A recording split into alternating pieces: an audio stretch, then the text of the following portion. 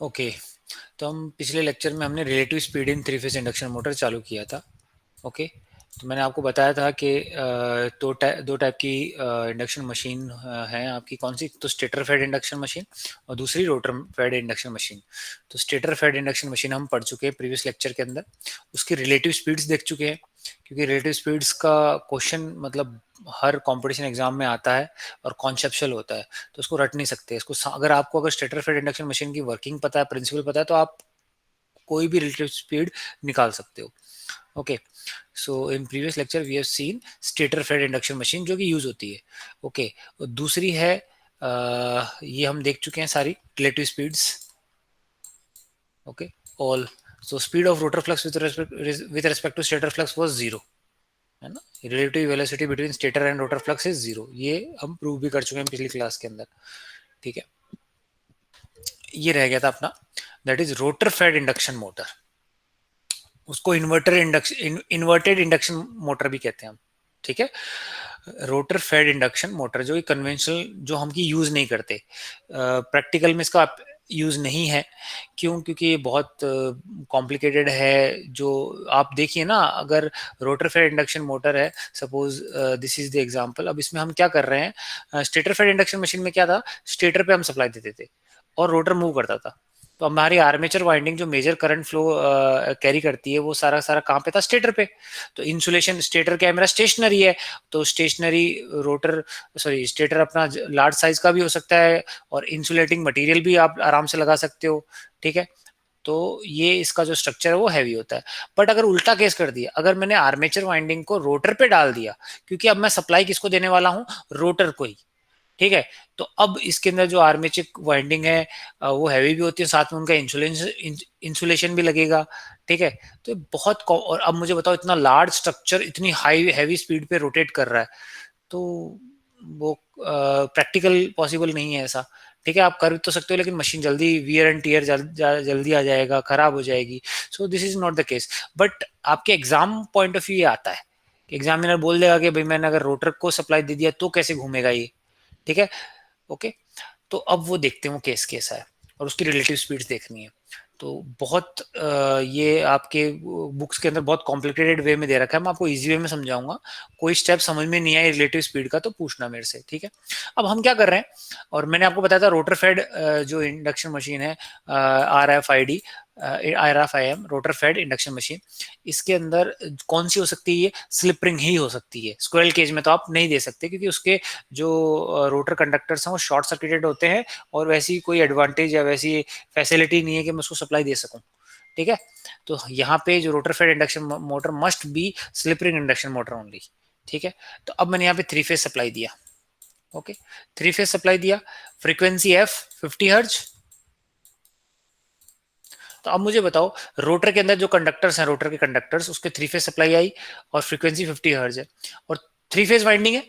और अब मेरा स्टेटर क्या है, स्टेशनरी है। ओके, और स्टेटर, जैसे मैंने रोटर के कंडक्टर्स को मैं शॉर्ट सर्किट कर देता था, ऐसे में स्टेटर के जो भी थ्री फेज वाइंडिंग है इसके अंदर, उसको मैंने क्या कर दिया, शॉर्ट सर्किट कर दिया। ठीक है, तो अब स्टेप बाय स्टेप चलते हैं। जैसे ही मैंने थ्री फेज सप्लाई दिया, फ्रीक्वेंसी मेरी 50 हर्ज है, करंट फ्लो करेगा रोटर के कंडक्टर्स के अंदर और एक ईएमएफ प्रोड्यूस हो गई, वही आरएमएफ, है ना। थ्री फेज सप्लाई वही सेम, थ्री फेज सप्लाई है, तीनों के तीनों 120 डिग्री फेज शिफ्ट पे डिस्प्लेस्ड है। तो क्या होगा, एक फ्लक्स प्रोड्यूस होगी और वो रोटेट करेगी एयर गैप के अंदर। सपोज उसकी स्पीड है एनएस। अब ये एनएस किसके रेस्पेक्ट में, अभी मेरा रोटर स्टेशनरी है, ध्यान रखना, अभी रोटर घूम नहीं रहा। ठीक है, तो वर्किंग देखना अब। तो अब रोटर के रेस्पेक्ट में इसकी स्पीड क्या रहेगी, एनएस, फ्लक्स की। ओके, तो अब ये फ्लक्स क्या करेगी, रोटेटिंग मैग्नेटिक फील्ड जो फ्लक्स है, ये कट करेगी किसको, स्टेटर के कंडक्टर्स को और रोटर के कंडक्टर्स को। सही कह रहा, स्टेटर के कंडक्टर्स को भी और रोटर के कंडक्टर्स को। तो वही सेम, जस्ट उल्टा केस हो गया। अब वहां पे हमारी वर्किंग थी कि भाई स्टेटर की जो फ्लक्स है वो कट कर रही थी किसको, रोटर, और उसके अंदर ईएमएफ प्रोड्यूस हो रही थी। अब उल्टा है, तो अब क्या करेगी, एनएस स्पीड से ये लिंक कर रहे हैं और इसको कट करेगी। कट करते ही स्टेटर के अंदर क्या होगा, स्टेटर के कंडक्टर के अंदर एक ईएमएफ इंड्यूस होगी। अब वो ईएमएफ इंड्यूस इस तरीके से होगी, according to Lenz law, it will oppose its cause, it will oppose its cause, और कॉज इंड्यूस ईएमएफ का फॉर्मूला प्रोपोर्शनल टू बीएलवी, ये पढ़ चुके हो आप। V is my relative speed. तो रिलेटिव स्पीड जब स्टार्टिंग में सपोज मेरा स्टेटर रुका हुआ था, रोटर भी रुका हुआ है, अभी रोटर घूम नहीं रहा, रिलेटिव स्पीड दोनों में क्या थी, 0 थी। तो अब मैं रिलेटिव स्पीड भी मेरी क्या होनी चाहिए, अब इन दोनों के बीच में रिलेटिव स्पीड कितनी हो गई है मुझे बताओ। स्टेटर मेरा रुका हुआ है, फ्लक्स रोटेट करिए एनएस स्पीड से, तो रिलेटिव स्पीड क्या होगी, ये इसकी स्पीड 0 और ये स्टेटर की सॉरी फ्लक्स की स्पीड एनएस, तो रिलेटिव स्पीड हो गई एनएस माइनस 0, तो वो हो गई एनएस। यानी अब स्टेटर कंडक्टर्स के अंदर करंट इस तरह से फ्लो होगा, या फिर ये स्टेटर के कंडक्टर, सपोज मान लो स्टेटर मेरा मूव कर सकता है ना, मान लो स्टेटर मूव नहीं कर सकता, लेकिन मान लीजिए कि स्टेटर मूव कर सकता है, तो स्टेटर के अंदर करंट इस तरह से फ्लो होगा कि मेरी रिलेटिव स्पीड क्या हो जाए, कम हो जाए, यानी स्टेटर रोटेट करने लग जाएगा। तो अब मुझे बताओ स्टेटर किस डायरेक्शन में रोटेट करना चाहिए कि मेरी रिलेटिव स्पीड क्या हो, कम हो, बताओ किस डायरेक्शन में रोटेट करना चाहिए। ये मेरा एंटी क्लॉकवाइज है, तो स्टेटर को भी किस डायरेक्शन में रोटेट करना चाहिए बताइए। Anti clockwise. Very good, anti clockwise, वही सेम कॉन्सेप्ट है। तो ये एनआर स्पीड से घूमना चाहिए, है ना, सपोज स्टेटर की, ताकि तो रिलेटिव स्पीड क्या हो गई, NS minus NR, NS minus NR, तो यही तो होगी, सेम वही कॉन्सेप्ट था अपना। बट क्या मुझे बताइए स्टेटर घूम सकता है क्या, कैन स्टेटर मूव, नहीं। तो अब क्या करेगा, रोटर क्या करेगा, ये ऐसी फोर्स प्रोड्यूस करेगा कि रोटर घूमने लग जाए। आप क्या कर रहे हो, सपोज फॉर एग्जांपल आप एक दीवार को, या फिर आप और अपने फ्रेंड दोनों एक दूसरे को धक्का दे रहे हो, है ना, धक्का दे रहे हो, तो अब आपका सपोज फॉर एग्जांपल उसको फ्रेंड को धक्का दे रहे हो, मूव नहीं कर पा रहा, वो आपसे ज्यादा ताकतवर है ना, मूव कर ही नहीं सकता, ठीक है। बट अगर उसने धक्का दे दिया तो आप अपोजिट डायरेक्शन में मूव, तो रिलेटिव स्पीड तो हो ही होगी। तो मुझे बताओ, अब ये घूम नहीं हो सकता, तो रोटर तो घूम सकता ही है, तो मुझे बताइए रोटर क्या करने लग जाएगा, घूमने लग जाएगा। अब क्यों, क्योंकि स्टेशन, अब आप बताइए कि रोटर किस डायरेक्शन में घूमना चाहिए, ये बताइए। समझ में आया क्वेश्चन क्या कहना चाह रहा हूं मैं, ये कहना चाह रहा हूं कि भाई ये स्टेटर घूमना चाहिए एंटी क्लॉकवाइज, एनआर, है ना, एनआर, तो इन दोनों के बीच में रिलेटिव स्पीड क्या हो जाएगी, NS minus NR. But stator अब घूम नहीं सकता, स्टेटर अब नहीं घूम सकता, तो क्या करेगा रोटर, वो अपोजिट, रोटर घूमने लग जाएगा, बिकॉज स्टेटर इज स्टेशनरी, क्योंकि फोर्स तो लग रही है, क्योंकि रोटर स्टेटर पे फोर्स लगा रहा है, स्टेटर रोटर पे लगा रहा है, तो एक तो घूमेगा ही, तो स्टेटर तो घूम नहीं सकता, दैट इज स्टेशनरी, तो अब रोटर घूमने लग जाएगा। तो मुझे बताओ रोटर किस डायरेक्शन में घूमने लगेगा, बताइए आप। Clockwise. Clockwise, very good, NR speed में, समझ में आया, बिकॉज ऑफ लेंज लॉ। ये कॉन्सेप्ट है इन्वर्टेड इंडक्शन मशीन का, ठीक है। रोटर अब घूमने लगा एनआर स्पीड से। तो अब आप मुझे बताओ रिलेटिव स्पीड, जब अगर रोटर घूमता, आप ऑब्जर्वर हो सपोज यहाँ पे खड़े हो, ठीक है, पहला वाला केस क्या था कि भाई सपोज स्टेटर घूम सकता था, तो अगर आप खड़े हो यहाँ बाहर, ढंग से देखना एक बार, लेट मी सी, ओके। तो अब आप बताइए, यहाँ पे ऑब्जर्वर खड़ा है और स्टेटर घूम रहा है इधर, और रोटर भी घूम रहा है इस डायरेक्शन में एंटी क्लॉकवाइज में, तो आपको दोनों के बीच में रिलेटिव स्पीड की क्या नजर आएगी बताइए, एनएस माइनस एनआर, सही कह रहा हूं, अगर एनएस ज्यादा है तो, ओके। ये मान लो दो ट्रेन एक ही डायरेक्शन में घूम रही हैं और एनएस स्पीड ज्यादा है, तो एनएस माइनस एनआर। अब लेकिन ये तो घूम नहीं सकता, तो रोटर किस तरह डायरेक्शन में घूमेगा, अपोजिट डायरेक्शन में। तो अब मुझे बताइए ऑब्जर्वर को यहां पे या फिर स्टेटर पे आप खड़े हो, तब भी रिलेटिव स्पीड क्या नजर आएगी बताइए, तब भी रिलेटिव स्पीड क्या आएगी बताओ, एनएस माइनस एनआर, कह सकता हूं एनएस माइनस एनआर। यही कॉन्सेप्ट हमने यहां पे यूज किया है सी रोटर फेड इंडक्शन मोटर में। तो देखिए एनएस स्पीड से घूम रहा है, ये फ्लक्स घूम रही है, ये किसके रेस्पेक्ट में है, रोटर के कंडक्टर्स में, ओके। अब ये फ्लक्स कट कर रही है स्टेटर को, बट स्टेटर घूम नहीं सकता, तो ये रोटर को घुमाएगा अपोजिट डायरेक्शन में, इस डायरेक्शन में। तो अब मुझे बताइए इस पे एनएस माइनस एनआर, यानी स्टेटर के कंडक्टर्स, अगर स्टेटर कंडक्टर पे आप बैठे हो ऑब्जर्वर हो, तो स्टेटर के कंडक्टर्स को जो फ्लक्स मूव करेगी वो किस स्पीड में घूमेगी, एनएस माइनस एनआर, सही कह रहा हूं।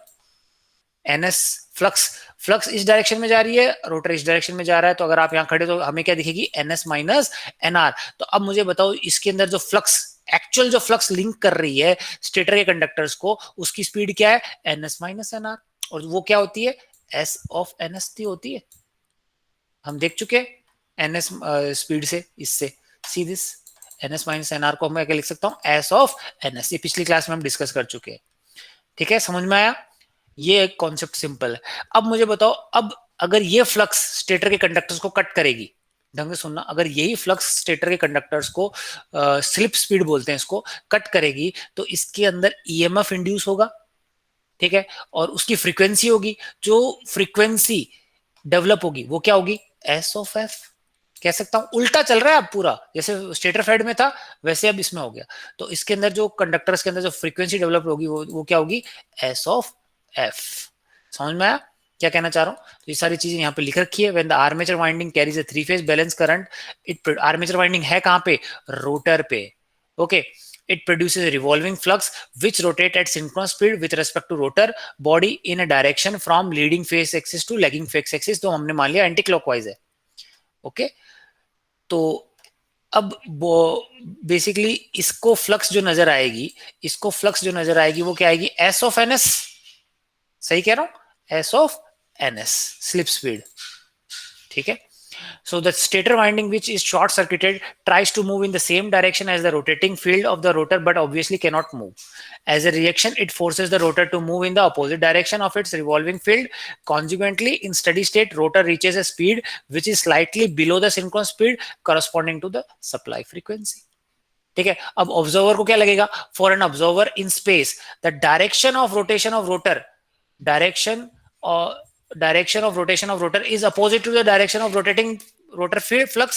सीधी सी बात है भाई, फ्लक्स किस तरफ रोटेट कर रही है, एनएस, और यहाँ ऑब्जर्वर खड़ा है, तो और रोटर किस डायरेक्शन में मूव कर रहा है, अपोजिट में, जबकि स्टेटर फील्ड में दोनों सेम डायरेक्शन में मूव करते थे, ठीक है। देयरफॉर द, अब एनएस माइनस एनआर अगर मैं बाहर देखूं तो एक्चुअल में इन दोनों के बीच में डिफरेंस होगी एनएस माइनस एनआर, और वो क्या होती है, S of NS. The observer in space finds the rotor flux rotating at a slip speed opposite to the direction to the rotor rotation, ठीक है। अब stator winding develops a slip frequency, stator winding के अंदर क्या होगा, slip frequency, क्योंकि stator, आप observer भी स्टेशनरी है और स्टेटर भी मेरा क्या स्टेशनरी है, तो इसको भी क्या क्या स्पीड नजर आएगी, S of N S slip speed.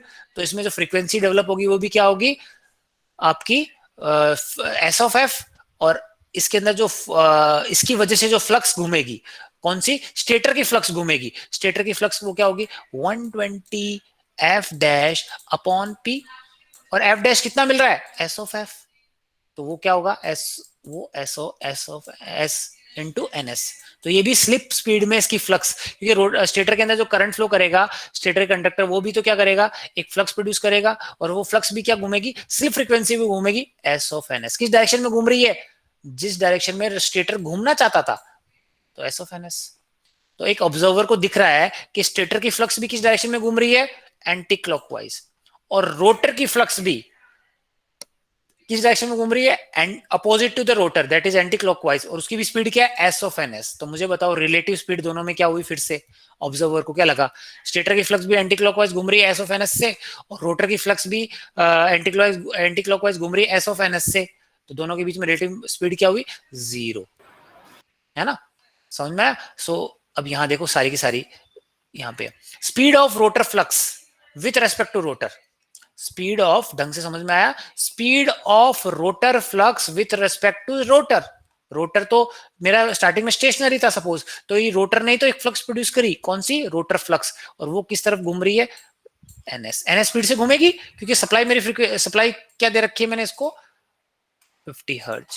समझ में आया, रोटर मेरा स्टेशनरी था, तो ये क्वेश्चन समझ में आया, what is speed of rotor flux, speed of rotor flux with respect to rotor, वो कितनी है, एनएस, कोई दिक्कत नहीं इसमें।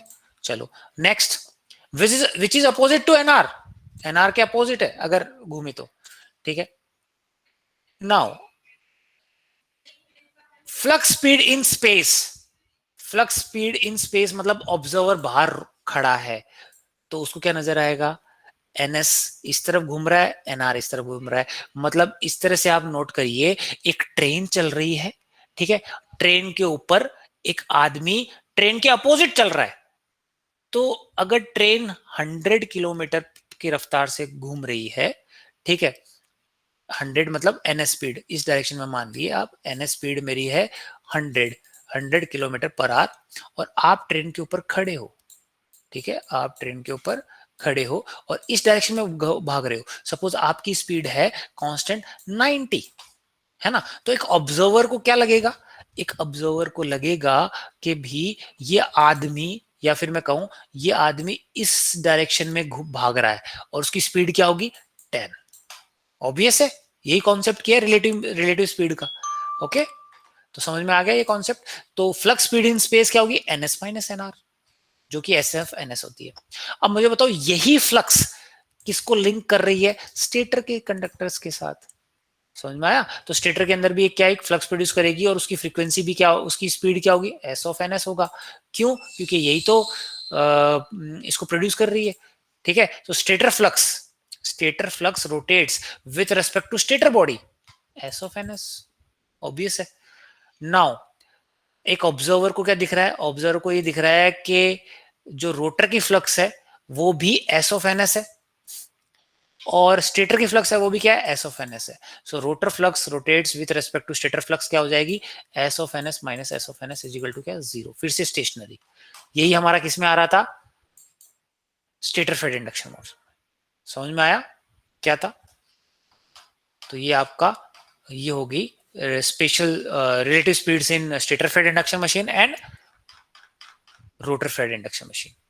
तो प्लीज ये वीडियो को वापस देखना, नहीं समझ में आया तो वापस डाउट क्लास के अंदर आप पूछ सकते हो, कोई दिक्कत नहीं है ना। So let's move to our tutorial.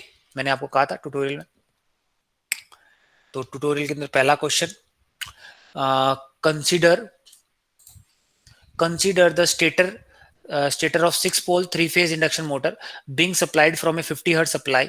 ये तो कौन सी मशीन है, स्टेटर फेड इंडक्शन मशीन है। Find the speed of the rotor field with respect to ground या ऑब्जर्वर। भाई क्या पूछा इसने, consider the stator 6 pole 3 phase induction motor supply being supplied from a 50 hertz supply, find the speed of the stator field.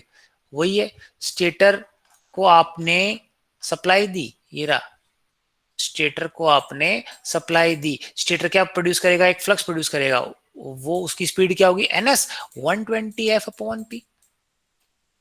कह सकता हूं, यही तो है 120F/P। वो कितनी आएगी बताइए, 120F कितनी है मेरी, 50 हर्ज, है ना, और P कितने 6, कितना हुआ बताओ भाई, 1000 RPM आई, यही तो पूछ रहा है ये।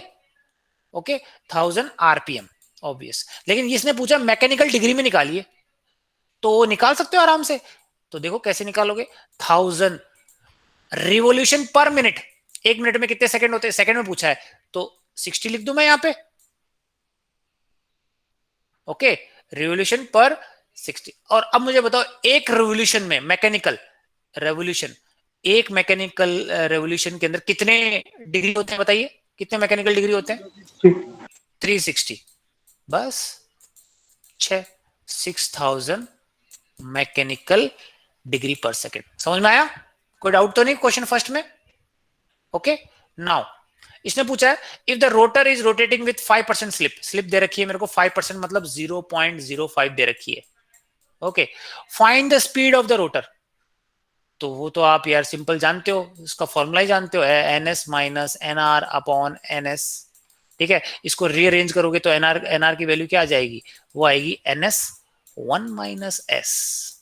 बस, तो 1 minus 0.05 into NS mechanical degree में हम निकाल चुके हैं, तो वो कितना आया 5700, 5700 मैकेनिकल डिग्री पर सेकंड। ठीक है, RPM में पूछे तो RPM में निकाल सकते हो, कोई डाउट तो नहीं। ठीक है, question number third, find the frequency of the EMF induce in the rotor. Frequency पूछी है, तो फ्रीक्वेंसी तो S(F) होती है रोटर के अंदर, 50 hertz into 5%, 2.5 hertz. Fourth question, find the speed of the rotor field, find the speed of the rotor field with respect to the rotor. तो वो क्या होगी, आप 120F/P से निकाल सकते हो। अब रोटर की फ्रीक्वेंसी क्या है, FR है, तो एफ आर की जगह क्या आएगा 2.5 वर्ड्स, और पोल्स कितने आएंगे वही दे रखे 6, निकल जाएगा, कोई दिक्कत नहीं, आराम से। ठीक है, इससे निकाल सकते हो find the speed of the rotor field, या फिर किससे निकाल सकते हो, इसने पूछा है find the speed of the rotor field with respect to the rotor. तो ये मैंने आपको बताया था, find the rotor speed, rotor flux हो गई, इसके अंदर मैंने लिखा नहीं है, रुको, ओके, स्पीड ऑफ रोटर तो आ गया, ये रहा, ये रही speed of rotor flux with respect to rotating rotor, वही तो पूछ रहा है, तो आप ऐसे निकाल सकते हो, कोई दिक्कत नहीं इसके अंदर। क्वेश्चन नंबर फोर्थ में, फिफ्थ में, find the speed of the rotor field with respect to the ground, वो तो क्या घूम रहा है, एनआर स्पीड से तो घूम रहा है, find the speed of the rotor field with respect to the ground, है ना, तो वो आप निकाल सकते हो सिंपल, एनएस प्लस एनआर भी कर सकते हो, सॉरी एनएस प्लस दिस की स्पीड से घूमेगा भाई रोटर फील्ड, एक तो खुद रोटर फील्ड किस घूम से घूम रही है 300 से, है ना, रोटर फील्ड, और रोटर किस स्पीड से घूम रहा है, रोटर 5700 स्पीड से घूम रहा है, ये रहा, है ना, तो अब ऑब्जर्व क्या लगेगा एनएस प्लस एनआर, ये रहा NS plus NR, see this, इसमें नहीं दे रखा, एनएस प्लस एनआर ही तो होगा, कोई दिक्कत नहीं इसके अंदर भी। क्वेश्चन नंबर फिफ्थ के अंदर, सिक्स के अंदर, at what speed this rotor would rotate under absolute no load, no load पे तो भाई किस स्पीड से घूमेगा, N R is equal to N S हो जाता है, आरपीएम में पूछा, वो 1000 आरपीएम, यही तो पूछा है स्टार्टिंग वाला first question, no load speed क्या होती है एनएस के बराबर होती है, सिक्स्थ। तो अब मुझे बताइए क्वेश्चन नंबर 1 से लेके सिक्स्थ में कोई क्वेश्चन में डाउट है तो मैं वापस समझाऊं प्लीज, ये सारे के सारे किस पे बेस्ड है, स्टेटर फेड इंडक्शन मोटर वाले में, और इसी पे मैक्सिमम क्वेश्चन आते हैं, कोई डाउट तो नहीं, ठीक है। अब next 7 to 10th, the stator of a 6-pole 3-phase induction motor is excited from a 50 hertz supply, फिर से स्टेटर फेड इंडक्शन मशीन है, the stator field is rotating in clockwise direction with respect to the ground observer, एक observer खड़ा है और clockwise, the rotor is open circuited,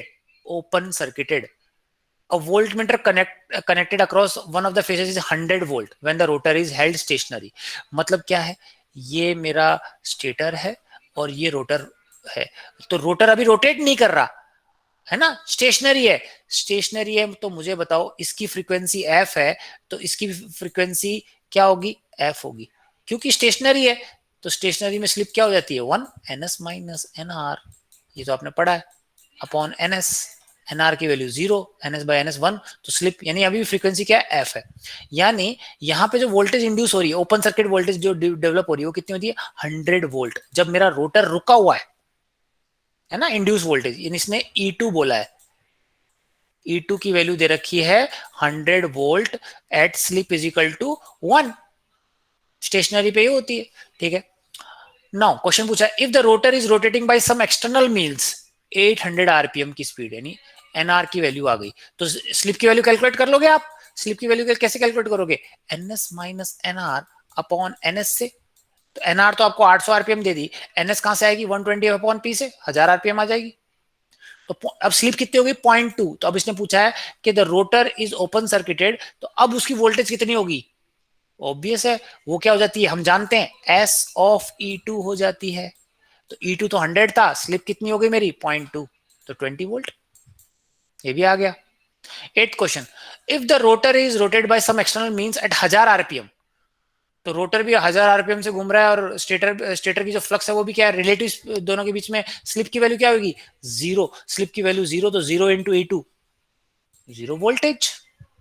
now if the rotor is rotated by some external by 1200 RPM, यानी speed cross कर गई, तो slip मेरी negative हो गई, है ना, -0.2 आएगा बस, यानी अब ये जनरेट कर रही है, अब जनरेट करके कितनी वोल्टेज दे रही है 20 वोल्ट, वही वैल्यू तो उतनी आएगी 0.2 आएगा, तो बस जनरेट कर रही है। Last, if the rotor is rotated by some external means at 1000 RPM in anti clockwise direction, है ना, एनएस तो इस स्पीड में घूम रहा था, और पहले एनआर इस डायरेक्शन में घूम रहा था, तो दोनों के बीच में रिलेटिव मोशन क्या था, एनएस माइनस एनआर। बट इसने कहा कि एनआर इस में घूम लिया, तो अब दोनों के बीच में रिलेटिव स्पीड क्या आ गई, NS plus NR. Okay, NS plus NR हो गई, तो स्पीड आपकी जो हो गई है ना, वो हो गई था, और एनआर भी क्या है मेरा 1000। ठीक है, तो स्लिप की वैल्यू हो गई एनएस माइनस माइनस एनआर, क्योंकि अपोजिट डायरेक्शन में घूम रहा है, तो अपॉन एनआर, यही तो होगा स्लिप की वैल्यू। तो ये दोनों ऐड हो जाएंगे, तो 1000 डिवाइडेड बाय एनआर की value 1000, 1000 plus minus minus plus हो जाएगा, 1000 प्लस 1000 कितना हो जाएगा 2000, 2000 डिवाइडेड बाय 1000 कितना हो जाएगा, स्लिप क्या होगी 2। ओके, 2 × 100, 200 वोल्ट जनरेटिंग है, ये भी 200 वोल्ट सप्लाई करेगा। तो बस 8 9 10 ये गेट और ये से क्वेश्चंस हैं सारे, है ना, तो कॉम्पिटिशन एग्जाम में इन पे आता है क्वेश्चन। ओके, तो आपको समझ में आया होगा कि कैसे अब सॉल्व कर सकते हैं। तो अब ट्यूटोरियल 2 में प्लीज कोई भी क्वेश्चन में डाउट है तो पूछ सकते हो अभी, एनीवन, कोई भी क्वेश्चन समझ में नहीं आया कि सर ये मेरे को समझ में नहीं आया, सारे के सारे इस वाले कॉन्सेप्ट पे बेस्ड है, स्टेटर फेड इंडक्शन मशीन पे। ये बहुत इंपॉर्टेंट है, प्लीज आप इसको पढ़ना। नहीं समझ में आया तो मैं एक स्पेशल लेक्चर वापस अरेंज कर दूंगा, वीडियो देखना मैंने जो अपलोड किया है उस पर देखना, वो भी नहीं आया तो मैं वापस इसको और इजी वे में समझाने की कोशिश करूंगा। ओके, तो ट्यूटोरियल 2 प्लीज आप प्रैक्टिस करिए, और कोई क्वेश्चन में डाउट हो तो आप बेझिझक पूछ लीजिएगा प्लीज, क्योंकि मिड टर्म में आएगा इनमें से क्वेश्चन, ध्यान रखना। ओके, तो let me stop the recording, और प्लीज ट्यूटोरियल 3 भी आप प्रैक्टिस करने लग जाइए। ट्यूटोरियल 3 हम नेक्स्ट क्लास में डिस्कस करेंगे। नेक्स्ट क्लास में हम सिंगल फेज इंडक्शन मोटर भी चालू कर देंगे, और कुछ क्वेश्चंस हम ट्यूटोरियल 3 के डिस्कस करेंगे, तो ट्यूटोरियल 3 आप प्लीज प्रैक्टिस करने लग जाइए।